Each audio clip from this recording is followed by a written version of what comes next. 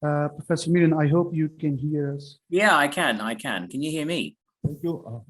Can you hear me now? Can you hear me, please? Okay. Thank you very much, Professor Karim, for your excellent talk. There are two parameters of Addison's disease. One is mineralocorticoid activity, other is glucocorticoid activity. You mentioned very well glucocorticoid activity. What about mineralocorticoid activity? Because there are differences in this activity between prednisolone and hydrocortisone.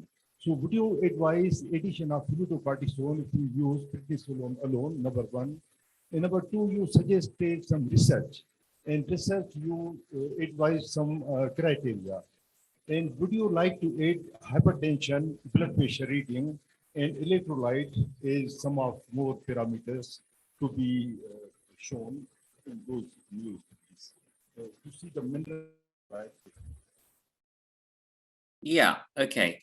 I hope you can hear me. So, so to answer your question, for patients with pituitary failure, pituitary dependent problems, in other words, a low ACTH, then they only need prednisolone because they're making their own aldosterone.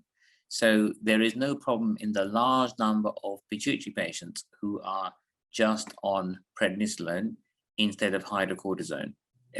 In fact, it's better because you don't have extra mineralocorticoid-like effect, as you pointed out.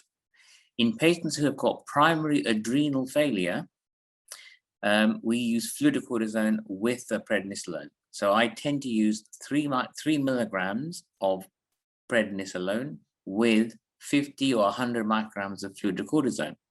Now, the alternative, which many people use, is an excess of hydrocortisone, which also covers, as you say, the mineralocorticoid effect.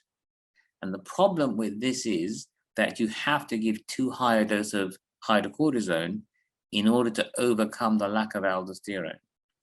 Now, that's better than nothing, so I'm not saying that's wrong, but it would be better to give a combination of prednisolone and fludrocortisone. And what we have to do is, if we're giving prednisolone alone, you will end up giving too much. And so you need to, as you point out, monitor electrolytes as well. In the study that we're doing, we're measuring many, many things, pre and post. And really, it's a comparison of the two different steroids.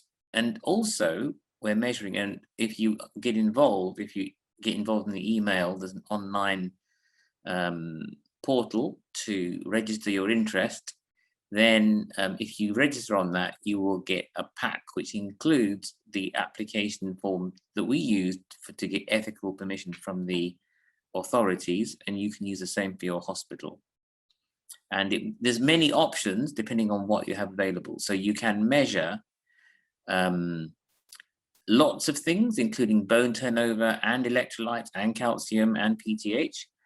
Of course, the easiest things to measure are the most effective, as you said, which is weight, BMI, glucose, and A1C. So I mentioned those in the talk, but of course, other things can be very effective too.